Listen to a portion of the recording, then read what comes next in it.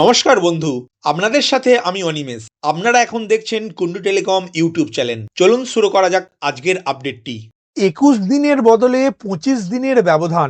এই পরিবর্তনের পর থেকেই একটাই প্রশ্ন ঘুরে বেড়াচ্ছে মানুষের মনে, রান্নার গ্যাস মিলবে তো?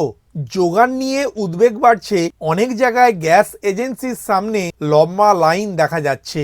সব মিলিয়ে আতঙ্কের পরিস্থিতি। তবে চিন্তার কিছু নেই, এখন ফোন বা এসএমএস এর মাধ্যমে খুব সহজেই ঘরে বসে গ্যাস রিফিল বুক করা সম্ভব, এমনটাই জানাচ্ছে এইচপি থেকে শুরু করে ইন্ডেন কোম্পানির মতো তেল সংস্থাগুলি।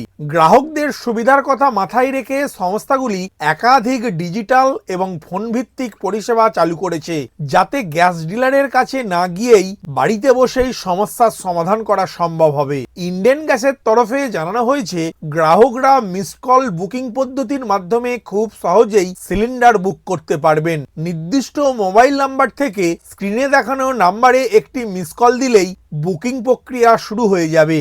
পাশাপাশি IVRS ব্যবস্থাও চালু রয়েছে। সেই ক্ষেত্রে স্ক্রিনের নাম্বারে ফোন করে নির্দিষ্ট পদ্ধতি মেনে গ্যাস সিলিন্ডার বুক করা যাবে। এই পরিষেবা 24 ঘন্টায় উপলব্ধ বলে জানানো হয়েছে ইন্ডেন গ্যাসের তরফ থেকে। অন্যদিকে এইচপি গ্যাস বুকিং এর ক্ষেত্রে এখানে গ্রাহকদের এসএমএস এর মাধ্যমে বুকিং করার সুবিধা রয়েছে। রেজিস্টার মোবাইল নাম্বার থেকে BOO লিখে স্ক্রিনে দেখানো নাম্বার দুটিতে এসএমএস পাঠালেই গ্যাস রিফিলের আবেদন নথিভুক্ত হবে। এই পদ্ধতিকে দ্রুত, সহজ এবং নির্ভরযোগ্য বলে তুলে ধরা হয়েছে।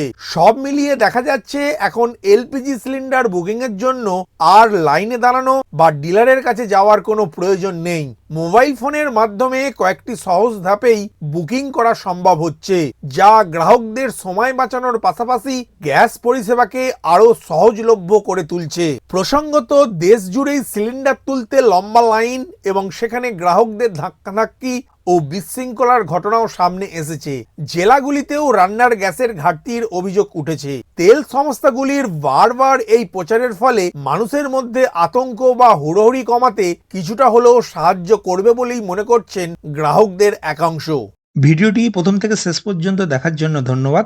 এই ইনফরমেটিভ আজকের আপডেটটি আপনার বন্ধু ও পরিচিতদের জানাতে বেশি বেশি করে শেয়ার করবেন, আর অবশ্যই কমেন্ট করবেন ভিডিও সম্বন্ধে আপনার কোনো ডাউট বা জিজ্ঞাসা থাকলে, এবং আপনার কোনো মতামত জানাবেন। ভালো থাকবেন, সুস্থ থাকবেন।